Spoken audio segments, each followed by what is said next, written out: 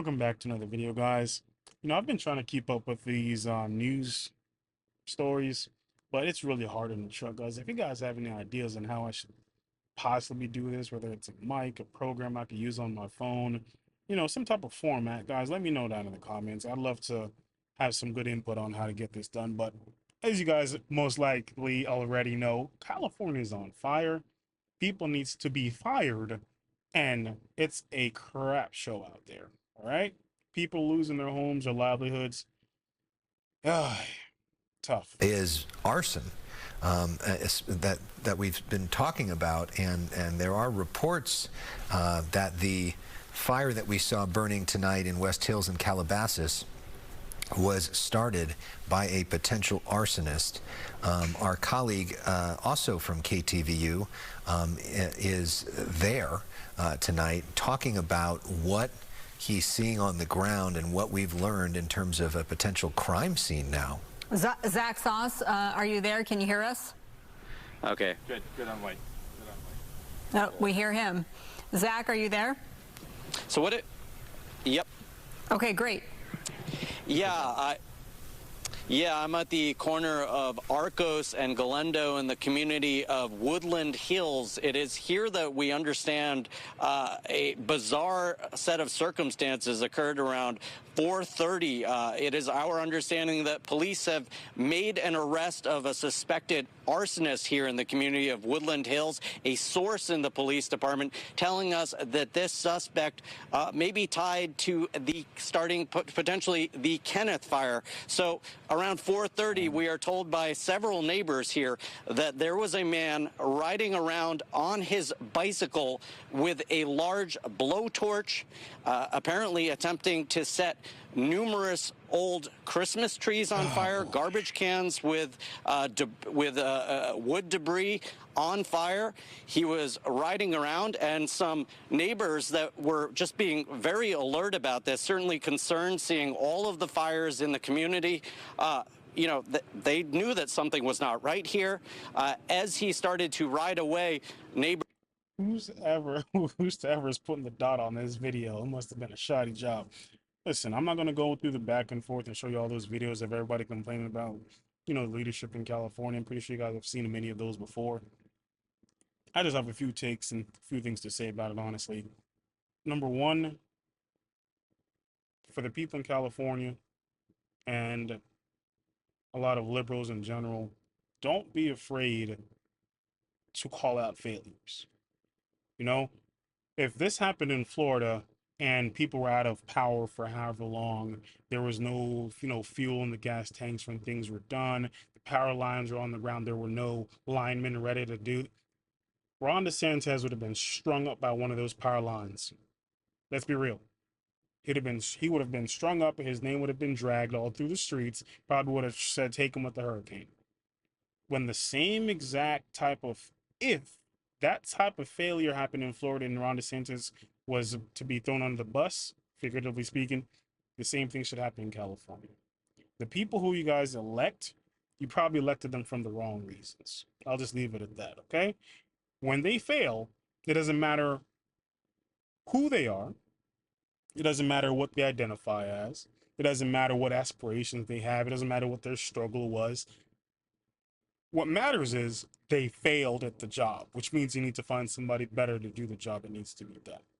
Okay, number two, I've heard that one of the worrying information that's come out about this fire is that a lot of these houses, people are worried that there is no insurance on these homes because, like a good neighbor, State Farm got the heck out of the Palisades because they said it was too risky to do business there, especially when California passed a law that said, allegedly, that they weren't allowed to raise their rates. Again, I am definitely the last person you will ever hear try to defend insurance companies. I can't stand it. I firmly believe insurance as a whole is a 100% scam. I don't believe insurance on homes, insurance on lives, insurance on livelihoods in the public domain will ever be ethical. That's just my personal belief. Fight me about it in the comments, all right? With that being said, how do you expect a company to do business when you're telling them how much they can charge? They say, you know what? You're going to tell me if I do business in this area, you're going to tell me how much I can charge. You can't make me do business because that's called slavery. So they grabbed their stuff and they left. What do you expect? History has taught you when you try to heavy handedly control things, it doesn't work out. It always falls apart. That's why people always praise the free market. But here we are, and we have not learned the lesson. Neighbors started to follow him. He eventually made his way up here to. People are disgusting. Listen, people are disgusting. Let's be real. To this intersection, and that is where a number of neighbors stepped in. Take a listen. I had been sent a video by my daughter-in-law who lives on the first floor that an arrest was being made with a guy driving on a bicycle with a blowtorch. I didn't see this, but somebody across the street tracked down this guy through the neighborhood. He was riding around and either tackled him, and my daughter-in-law called the police, or somebody called the police, called 911, and they sent loads of cops. Hey, what are you doing? Did you subscribe yet? How about that like button? It's again very lonely and you haven't hit it yet. Come on, guys. Hit that like button and subscribe for me, all right? Let's get back to the video. Cars out. And how did your friend intervene? Apparently, he saw him walking, and a couple of his neighbors did as well. They called the cops right away. Suspicious-looking guy.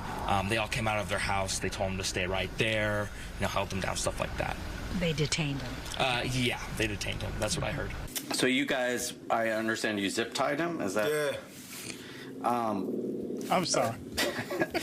This gentleman, I understand he seemed sort of agitated. Can you describe that? I mean, it seemed like maybe he was on something or something. He was very like, I can't stop. I'm not putting this down. I'm doing this. And very. Sounds like he's one of those people that gets off on starting fires. Mm-hmm. Focused on moving forward with the blowtorch. And we were like, we can't be doing that right now. Ever? What do you mean by now? Like, hey, come back tomorrow. No, never. Don't do that. No, not good.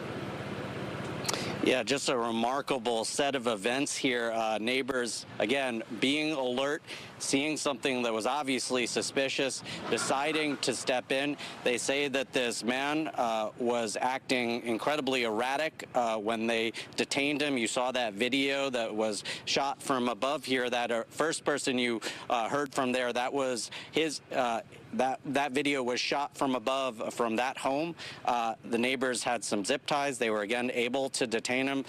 They said that this man did mention potentially being on some form of a drug, yeah, again, they say that they then called police. Police arriving, they say, fairly soon after. A large police presence. One neighbor telling me it was the largest police presence he has seen in this community, which is generally a very quiet community. And they took him away. Again, we don't know if any charges have been filed right now, but we do believe he is being held potentially on attempted arson. Back to you. Zach, thank you for all that information and that new video, courtesy of Citizen app. So you are currently in Woodland Hills, is that right? That is correct. Yep. Just at the corner of, go ahead.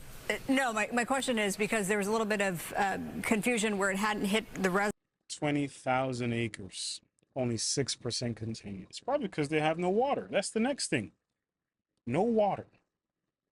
Please, someone explain this to me.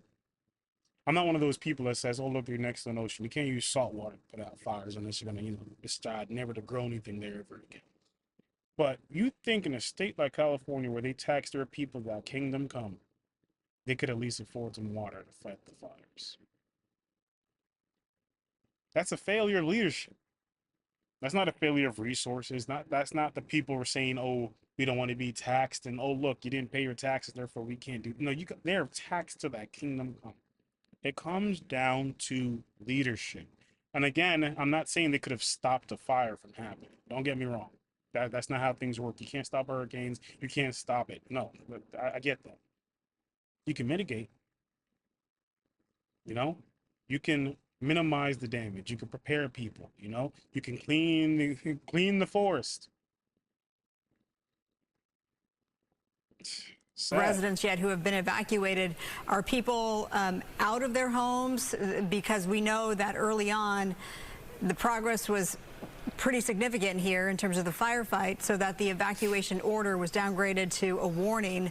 So I'm just curious of sort of the state of the neighborhood right now. Are people out of their homes? Are they in homes?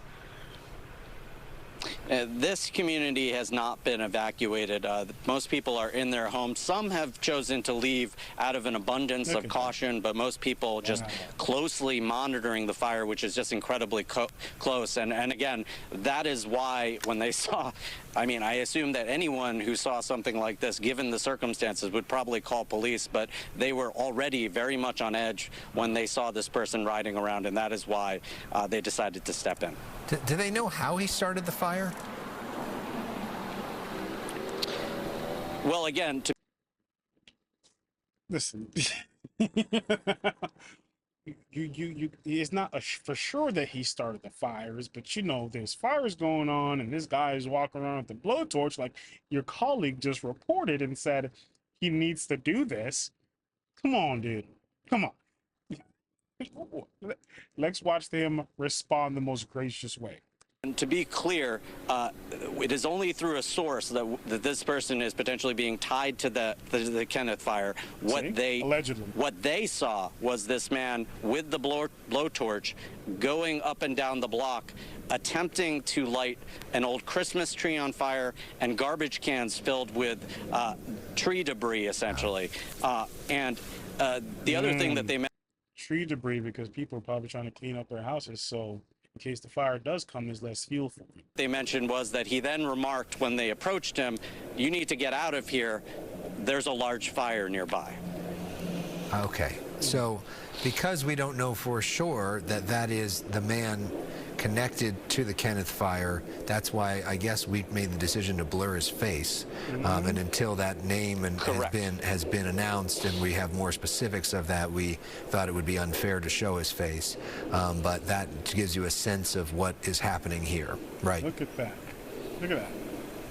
Yeah, that is correct. It is only through a source that we understand that this person is potentially... Yeah, guys, just when you thought it couldn't get worse, you should know by now, yes, it can. There are disgusting people out there, and people are suffering, and people just want to watch them burn some more. That's just the truth. Guys, pray for your family, pray for those you love. I see you guys in the next one, all right? Peace.